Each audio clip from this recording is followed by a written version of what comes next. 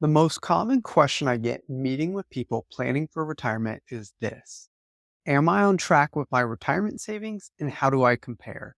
So, in today's video, let's take a look at the average savings for someone in their 60s to see how you compare.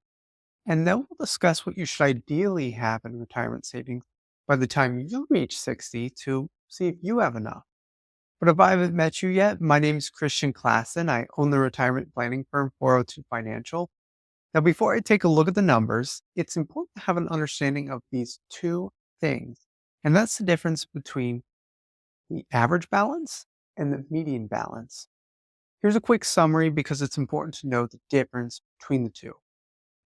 Let's use an example of five individuals in their 60s and their total retirement balances. Person one saved 150,000, person two saved 180, the next person saved 207, and the next person saved 320, and the last person finally saved 750,000. So to get the average, we add up all five numbers, we divide by five.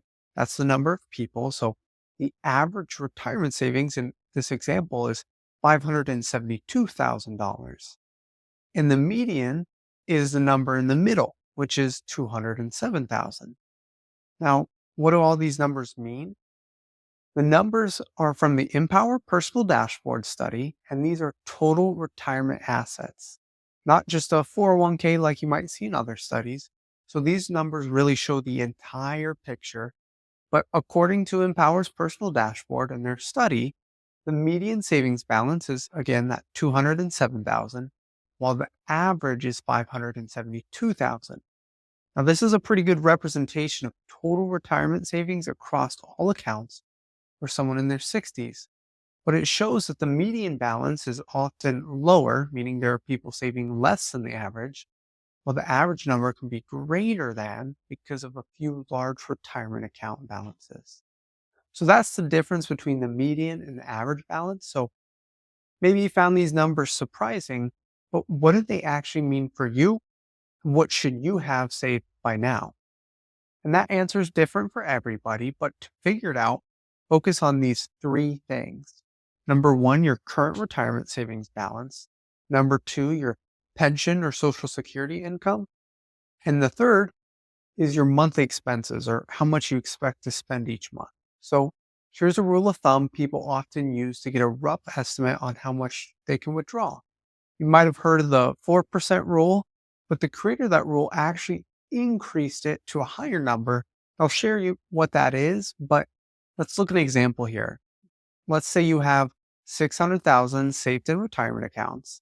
You have social security income of 2 grand a month and monthly expenses are $4,000. So let's subtract that 2 grand from your expenses, which leaves you another 2,000 you need from your investments each month. Multiply that number by 12 to get 24,000 per year from your investments. And then we just divide that number by the total amount, which is 600,000. That puts you right at that 4% withdrawal rule. As I mentioned, it's increased and now your withdrawal rate is actually closer to 4.7%. Now, again, that's a general rule of thumb, so it's a great place to start. But if you're withdrawing under 4.7%, you've got some margin in your 60s, and that puts you in a pretty good spot. But keep in mind, it depends on how risky your portfolio really is and the investments you hold. So that 4% or 4.7% rule, it's commonly used in our industry, and it's based on a very conservative 50-50 stock blend portfolio. And it suggests if you stay at that number, you have a pretty high probability of not running out of money over the next 30 years. But I can't stress this enough. You deserve much more than just a general rule of thumb when it comes to your retirement. And at 402 Financial, we show exactly how much you can spend because depending on your situation, you might be able to withdraw more than you think or sometimes less. So this rule of thumb is a great starting point, but if you want a more detailed, tax efficient plan that's tailored to your unique needs, feel free to reach out using the link below. Now, it's important to note that there are actually many downsides to just relying on this general rule of thumb. And if you'd like to know those downsides, leave a comment below and I can share those in another video. Consider giving this video a like if this info is helpful. Thanks for watching. Have a great day, and I'll see you in the next video.